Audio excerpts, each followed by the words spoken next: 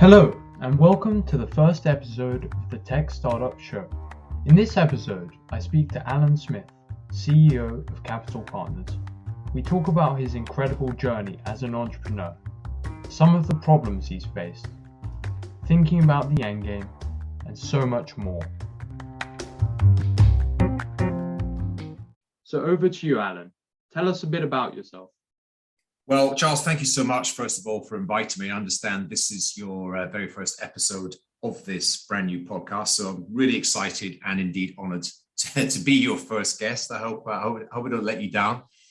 And so thanks for connecting with me. So yeah, I'm the founder of a company called Capital Partners, and we're an independent boutique wealth planning business, and we spend most of our time consulting and advising entrepreneurs, business owners.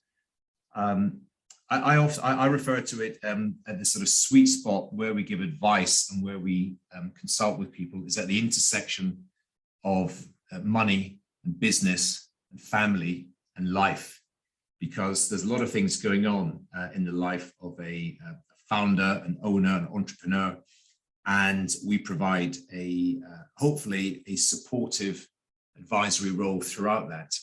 Kind of from beginning to end. So that's a little bit about us. Happy to sort of dive in further detail and let you know, depending on how you want to take it. Yeah, sounds awesome. So tell us a bit more about Capital Partners. How many people do you have? What do you specifically do? Yeah, okay. So as I said, we're very much a self-starter. My personal background, I've always worked in finance, in financial services. My background is working, before I started this firm, working with one of the largest asset management companies in Europe.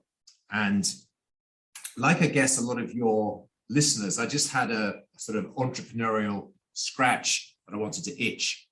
And so some years ago, I left that big corporate world and I literally started up by myself. It literally was by myself in a small room above a shop in Victoria, in London.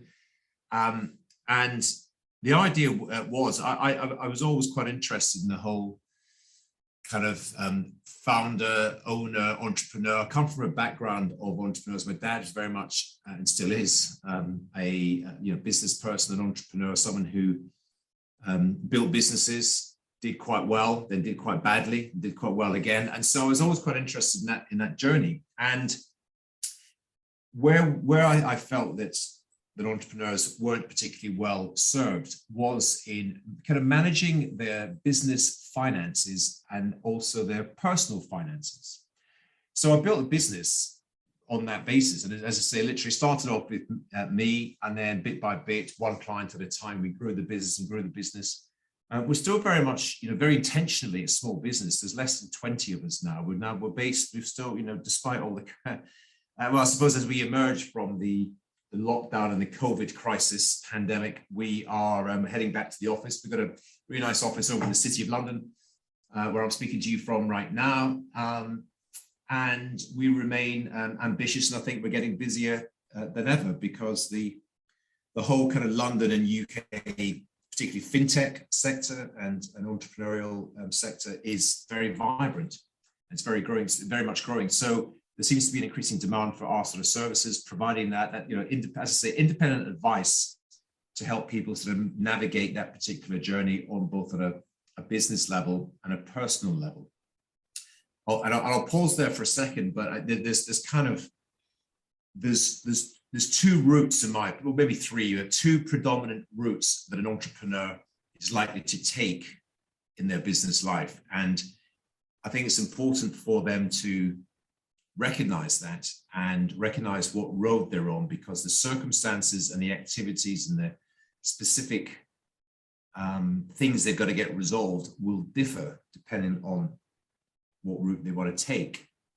So having worked, and we work, it wouldn't be exclusively, I know your podcast is focusing on tech specifically, and we do work with tech business owners and entrepreneurs, but we are more broadly based. We work with a lot of people in media as well, other sectors of business.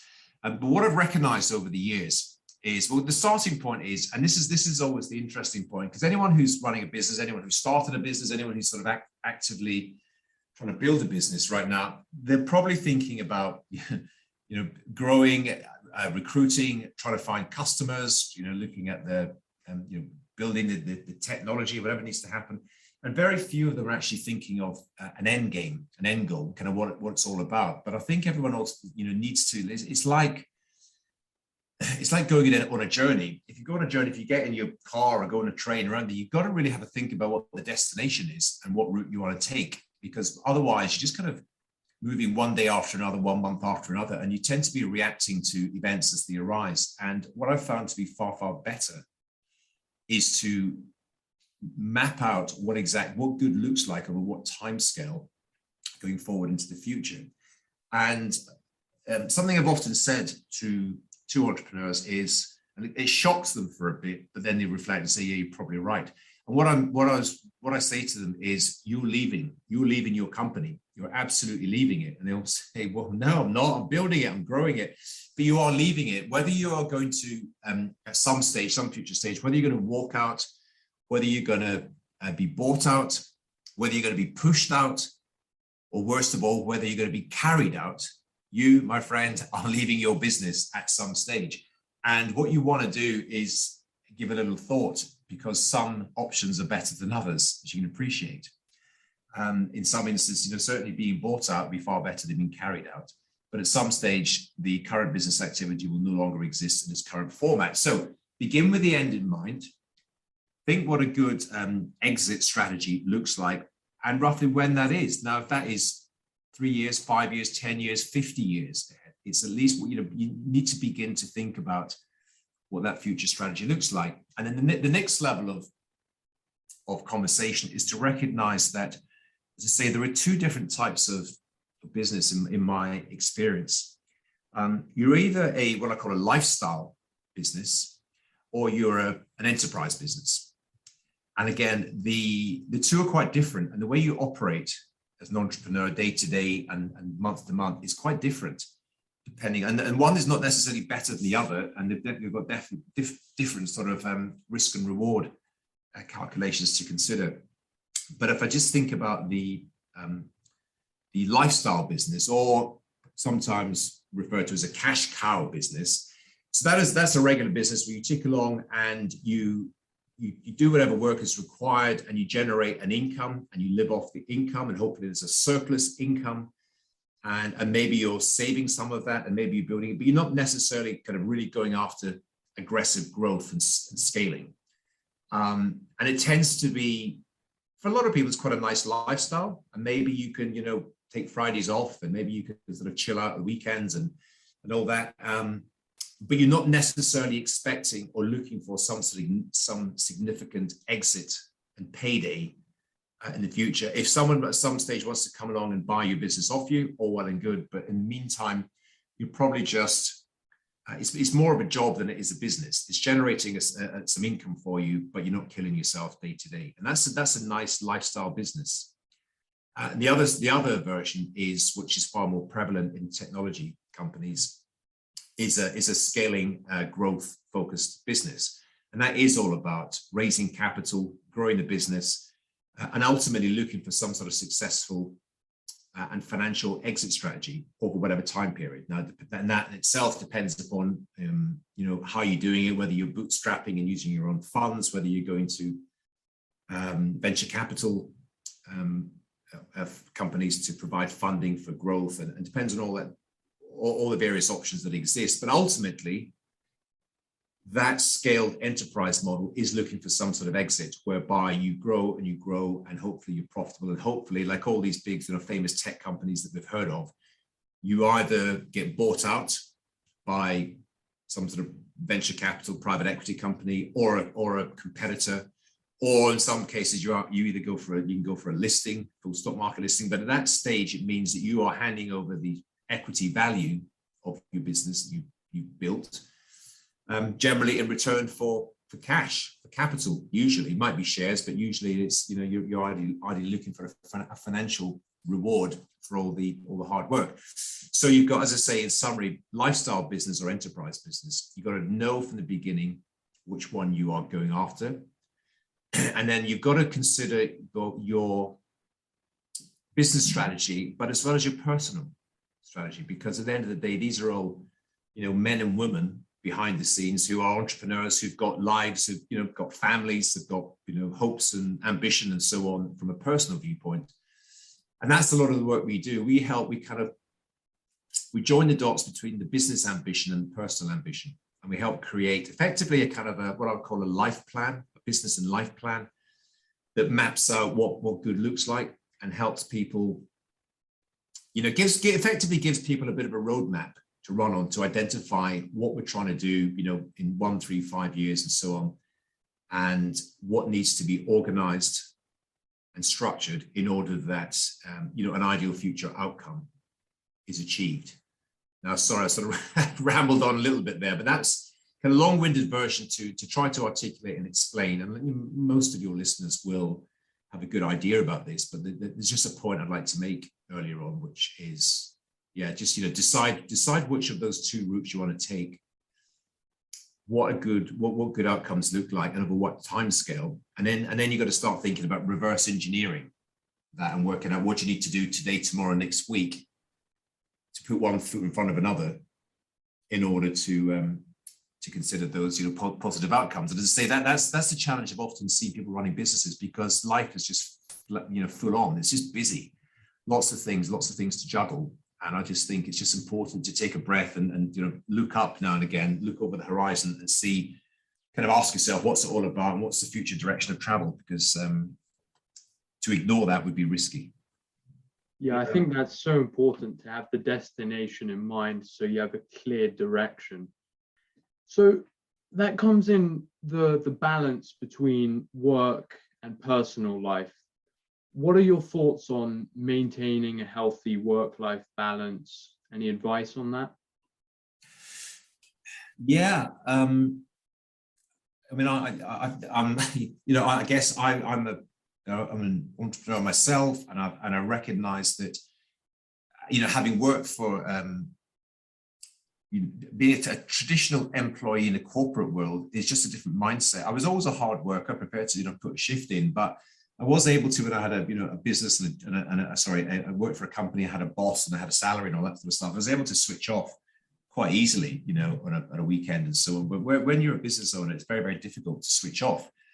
And of course, the events of the last couple of years when we've, you know, been working from home, and that this whole kind of blended lifestyle has only served to exacerbate this whole kind of, you know, the kind of work-life balance. I'm not sure. See, the issue with being an entrepreneur is that you know, I'll speak for myself. I enjoy my, you know, a lot of it. It's not as if I'm sort of dreading a Monday morning. I'm pretty energized and looking forwards to, you know, getting in amongst it and building things and achieving what we're trying to achieve, and certainly the clients I work with. So, but here's the thing. I do think, and I'm very conscious of this myself, and it's a bit of a, you know, stating the obvious. It's a bit of a cliche, but I do think it's important to look after number one, to look after yourself. The whole thing, because it's time consuming building businesses. It's mentally draining. There can be some real setbacks and challenges that can get you down. So my kind of number one rule is look after myself, and I mean physically and mentally. So whether I like it or not, I got to exercise. I need physically exercise. I need to go to a gym. I need to run. I need to lift heavy things. I just need to do something which, you know, the body seems to demand. I guess we're building a lot of them. You know, all the kind of, you know, the sort of the stress muscles and cortisol and all this sort of stuff that courses through your body if you get a sense of you know, stress and anxiety. I'm not necessarily meaning in a bad way. It just means there's lots of moving parts and lots of things going on. So I think looking after yourself, getting exercise, even just going for a daily walk in the morning, I think that's good.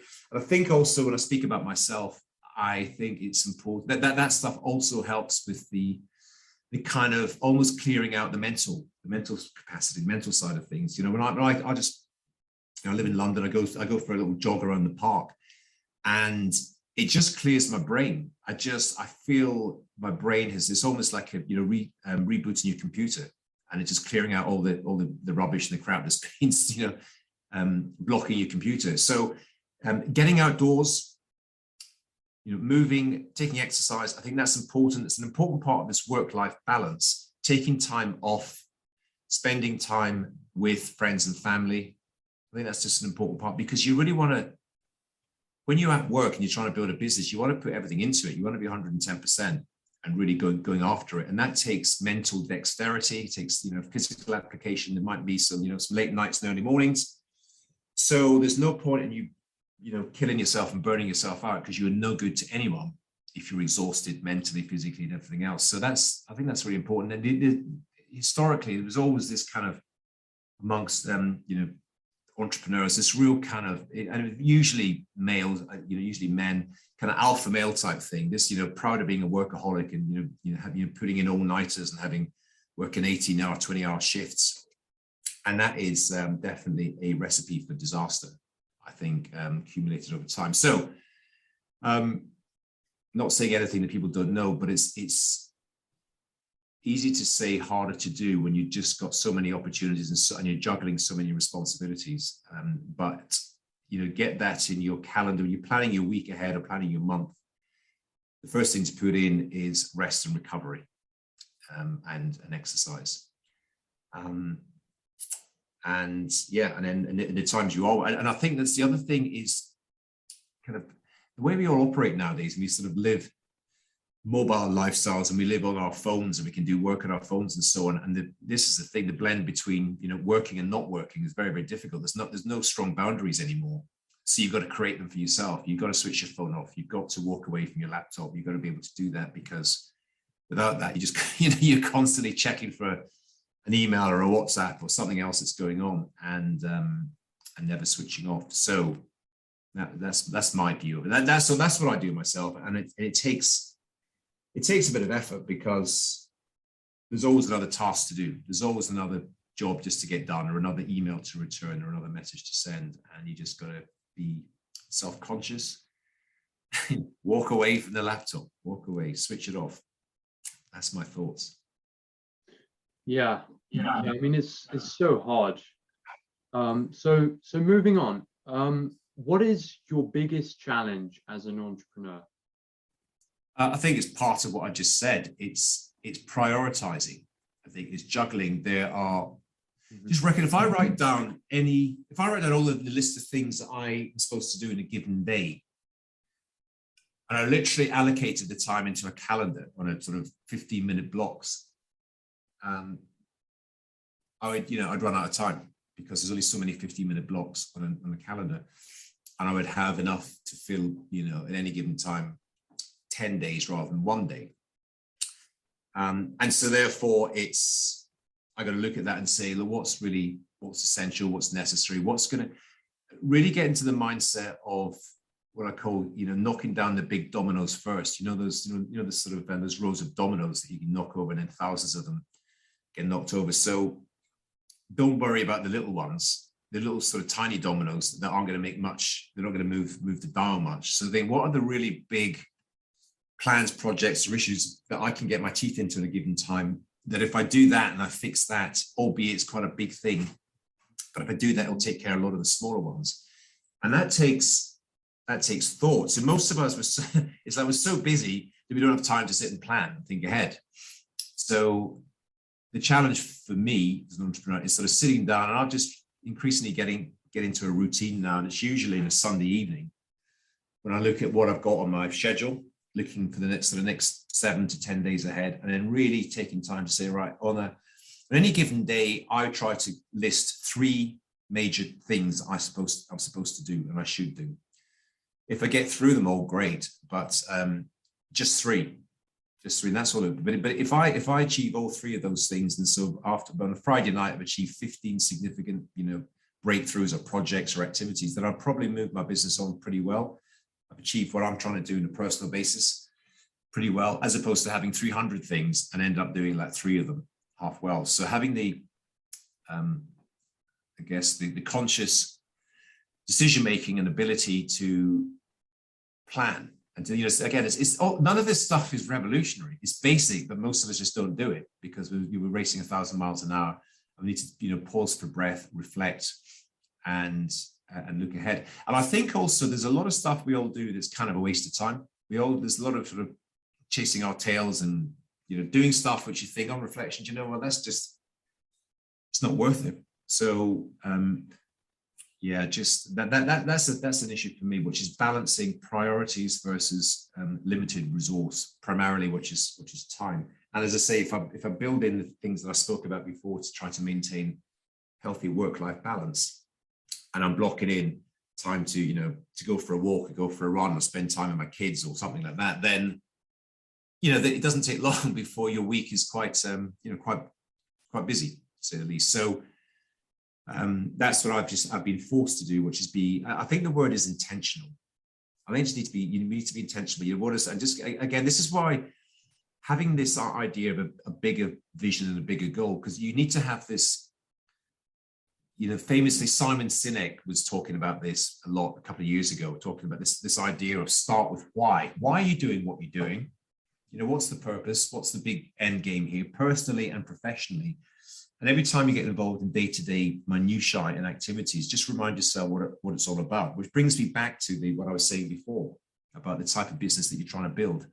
And then just, as I say, check in with yourself, remind yourself, and then go again. Yeah, that is so important, being intentional. And I think 2x2 matrix, I heard about low impact and low reward is something you want to avoid. High impact, high reward is also something you want to avoid. But then low effort and high reward is where you want to be. Exactly. I think that's a version of, I think they call it the Eisenhower matrix. And it's a model, isn't it, to do. And it's, we're all human, and it's always, there's work that we like to do. We just kind of enjoy, all of us, we've got certain things we quite like doing. Some people like coding, some people like, making phone calls, some people like research. And it might not necessarily be big impact stuff. And there's other stuff we don't like to do. But yeah, you're right. What you want to do is find things that you like, which is big impact. But then all of that takes consideration, reflection, and planning. Because if we don't take half an hour in the morning to say, right, what we've got ahead of me, then we'll just do whatever's in front of us. And often that's just, lame things like responding to emails, which aren't going to move the dial. Again, rarely. So you're right. So that Eisenhower matrix works, and then sort of apply that across what you're going to do that day and that week, and then link the whole thing back to this needs to be a golden thread throughout this whole thing to say what's it all about, because you're not really there just to give yourself a job in most instances. Because if you were, you could just go and work for a bank or go and do something else. Because pretty much all entrepreneurs, they're ambitious and they're energetic, because it takes a certain breed of people to, effectively rely on themselves, to put food on the table and build a business, as opposed to going working for an employer who'll do all that stuff for them. So, in my experience, entrepreneurs there's a particular, type, and we've all got ADHD. We're always looking at the next sort of shiny thing. There's always a new opportunity and an exciting new project, or something interesting lands on your desk. And it's the hardest thing to do, but it's a really important thing to do, is to say no. I remember reading, Warren Buffett, he's I mean, he must be 90 years old or something, right? You're obviously one of the most successful and wealthiest people in the world. And he said something like one of the significant reasons for his success is that he says no to 90% of anything that comes his way. So opportunities and invitations, he says no.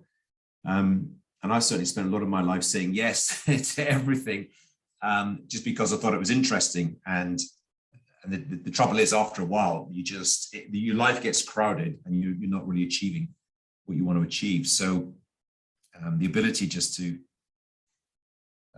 consider things and reflect. And frankly, if it's not really, really important to your bigger picture, then as much as it's painful, as much as it's interesting and exciting and sexy, then just walk away and remember the big vision and the big picture and the reason you're trying to do what you're trying to do.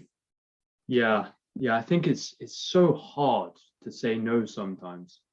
But as I forgot who said it, but either hell yeah or hell no. I think that sort of mindset is pretty useful. Yeah, that's Derek Sivers famously said that, and he's got a book. And again, if your audience hasn't checked him out, Derek Sivers, he's great. He's very minimalist. He's an entrepreneur, built a music business, and last heard of living in a treehouse in New Zealand or something. Really minimalist lifestyle, because that was his thing. You're absolutely right, Charles. It's either, if you're not excited, like absolutely hell yeah, then it's just no. It's just no. It's not like you shouldn't be. Yeah, that's interesting. Yeah, sure.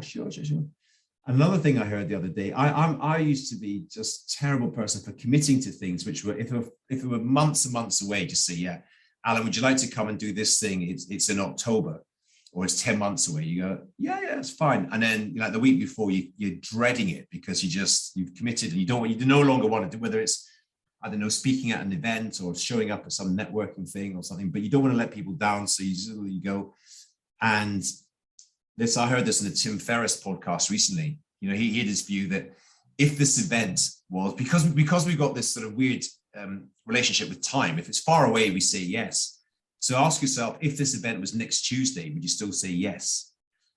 And if the answer is no, I wouldn't, well, that's your answer to apply to everything. If you say, yeah, if it's next Tuesday, I would definitely go, then fine, stick to it. So we've got to, it's weird because we've got to trick ourselves. we don't have the ability to just have rational thought, and we commit to, because you can kind of do, because again, the life of an entrepreneur, there's not 9 to 5, is it? You can shape your own lifestyle, your own destiny. So therefore it's very possible to say yes to everything, but you end up just killing yourself and not achieving what you're trying to do. So if we've got to create these little sort of mental models and psychological tricks, then, so be it. We'll do whatever we can. We'll put whatever we need to have, in the armory, in order to protect us and help us, give us a better opportunity, a better chance of achieving what we're actually really trying to achieve. Yeah, and how do you balance this hell yeah or hell no mindset with doing uncomfortable things? Because a lot of things that feel uncomfortable can be incredibly rewarding and useful. So how do you balance these two mindsets? There's no alternative than to do the uncomfortable thing. And you'll be the same as well. But all the things I didn't really, I knew were good for me, I didn't want to do it, and I forced myself to do it. And I've done some stuff. I climbed Kilimanjaro a few years ago. I've done some bungee jumping and stuff. And they're just, and I've done work-related things. I've spoke in front of thousands of people and all that. And every one of them, the hours before, I was just, I wanted to throw myself off a building. I just didn't want to do it. But oh my God, after you've done these things, how good do you feel? You've broken through that comfort zone, and you're just a new person. You can now say, I am someone who does these sort of things, and there's no shortcut to it. I mean, at the moment, I'm going through this. I'm just kind of, I want to share some of the content, some of my thoughts and ideas. So I've signed up for a program called Ship 30 for 30, which you might have seen on Twitter. Guy ahead, Dickie Bush and Nicholas Cole have been running this. And what you do there is you sign up, you commit to writing one essay a day for 30 days, like 30 all right, they're short, but still 30 essays in 30 days. And I'll tell you, I don't think I've done anything for 30 days consistently for a long, long time. And so that's really uncomfortable, and that's a commitment, but it doesn't half build the consistency muscle for me, because I'm out of my comfort zone, but every day I think, God, I've got to write another essay again today, right? So it changes, I'm constantly thinking about what I would write about and when I'm going to sit down and do it. And I'd like to think, I'm sort of about halfway through, I'd like to think at the end of it, when I conclude, and I've got every reason to believe that I will deliver on it, and I'll deliver 30 essays in 30 days. Well, I'll be a better person for it. I'll be someone who, shows up consistently day after day after day, does something that is uncomfortable, publishes into the public domain, writing things that I think some of them might be absolutely awful, might be really weak and poor writing. But that's the point. That's the whole point of that particular program. Just, push stuff out, and over time you will improve. And I think all of us look back at some of the work we've done a year ago, 3 years ago, 5 years ago, and we're embarrassed by it. And you should be, because it means you've progressed. So, how to deal with balance and uncomfortable things is just do it, commit yourself, and through this significant act of consistency and showing up every day, like a lot of things in life, it then becomes second nature. You then do that thing, and then you've got to push on to the next level. What's the next level of something that to me right now is uncomfortable, but a future version of myself will be pleased to have done? Because, fundamentally, Charles, one of my sort of core beliefs in this, and I mean it for all the clients we work with, I mean it for my team and my colleagues here, and I mean it for myself, and it's this concept of achieving potential. We've all got this innate human potential, and some of us have got different levels of potential than others, depending on what particular skill set or activity we're talking about, but we've all got potential. And I've got a view, and I've got some experiences that suggest that very few people ever really achieve their full potential, because they're not prepared to take risks, they're not prepared to push themselves, they're not prepared to be consistent. And life is full of, other, as I say, shiny objects. Life is full of social media and fast food and every number of other things which appeal to our human DNA in the short term. All these things, feel great, and we get dopamine hits and we get excitement. But what it means in the long term is that we are not achieving our potential. And what a disappointing thing that. Imagine when you sort of eventually you go to your deathbed and you say, I could have been better, I could have achieved something else, personally, professionally, but I just didn't. I just took this, took the easy route out. And the interesting and the good thing is we have this under our control. We wake up every day and we put one foot in front of the other and we make choices. And I'm not for 1 second saying that I'm some sort of guru on this, because I'm not. But every day I try to be a bit better than the day before. And I'm constantly curious, and I look for new ideas and new initiatives, and I try and learn from them. And just, as I say, just be a tiny bit better this year than I was last year, so that I've got a reasonable chance of achieving my own human potential, and that the people around me, my family, my colleagues, and the clients we work with, I've got a chance of doing that as well. So it's an interesting concept, and it really just plays into the whole mindset and the art and science of entrepreneurism and business building. Yeah, that's so useful. So you talk about the concept of the magic number. What is it? Right. Yeah, that's a good point. You raised this because you and I had an exchange before, and I was chatting about it. So the concept of the magic number is it's the amount of money that you need to ensure that you've achieved financial independence and financial freedom, so that everything you do from that moment forward is optional. You no longer have to swap your time for money. You no longer have to do, within reason, anything. Do what you want, because somebody said to me once, or I read it somewhere, money's not important, but it's up there with oxygen. Guess what? Money is quite important after all. And honestly, I'm not particularly money driven, and a lot of the business owners and entrepreneurs I work with are not in it really for the money, but money becomes a hygiene factor. Most of the people I know are doing things because they're driven and they're ambitious and they want to make an impact. They want to do some good things in the world. But they also want to, and actually, frankly, they need to create economic security for themselves and their families. And the concept of the magic number is to say, if you, through whatever route you take, whether it's a lifestyle cash cow business, whether it's a sort of enterprise scale, grow and exit, VC backed type business, if you're at some point able to walk away or change the sort of future direction of your life, and you by that point build sufficient capital, sufficient resource. When I say money, I mean resource. It can be translated into any number of different assets, if you like. It could be an investment portfolio. It could be some property and real estate. It could be cryptocurrency. It could be a number of different things. But what it needs to do is be able to throw off a cash flow or an income sufficient to support your ideal lifestyle as you've determined, not my ideal lifestyle or someone else's, but yours. So that brings us all the way back to that initial conversation about being future focused and deciding what good looks like in the future. So, tell me about you. There's an exercise I've written about it recently. There's an exercise called the perfect average day exercise, which is, just have a think about it. On your perfect average day, what would you do? Where would you live?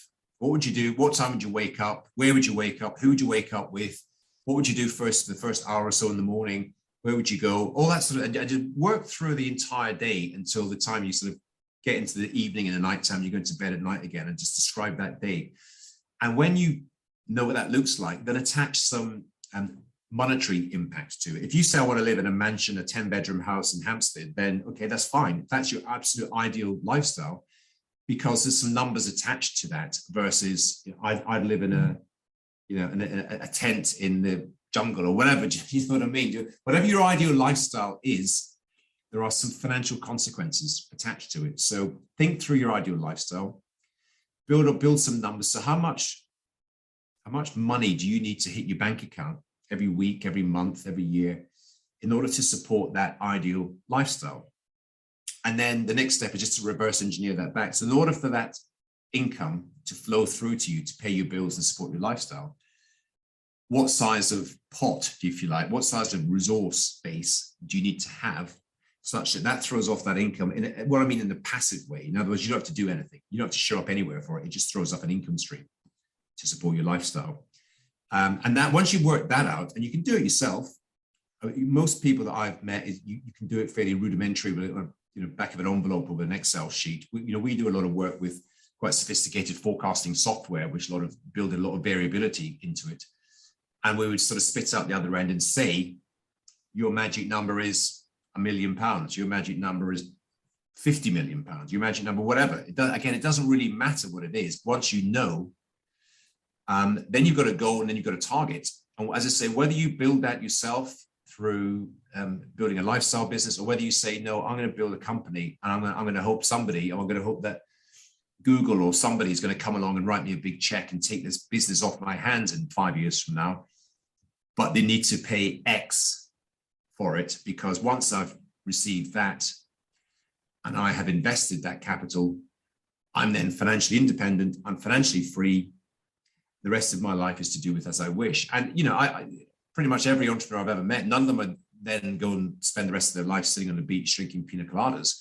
They get into another project, another adventure, but they're no longer reliant and dependent on swapping their time for money. They're financially free. I mean, what happens is you reach a certain level and you think, well, I wouldn't mind, moving, or maybe having a slightly bigger house now or whatever. Life comes along and life changes, maybe, family or children or whatever it might be. So you can almost reserve the right to change. But fundamentally, the magic number is about how much money do I need to support a future lifestyle, which is perfect for me and ideal, and gives me full autonomy and freedom of the most precious resource of all, which of course is time. Yeah, that's such a great concept, having that idea of how much money you need to be financially independent. Thank you so much, Alan. Just to wrap up, where can people find you? Probably on Twitter is where I'm most active. My Twitter handle is Alan, which is ALAN, JL, as in just listen, Smith, as in Smith, Alan JL Smith on Twitter. You can maybe post a link to it as well on your notes. Yeah, we'll if anyone wants to have a chat or reach out or DM me, happy to speak. Thanks so much. Really enjoyed this, and good luck with your future career and with your podcast. Thank you so much, Alan. It's been such a pleasure to have you as our first guest.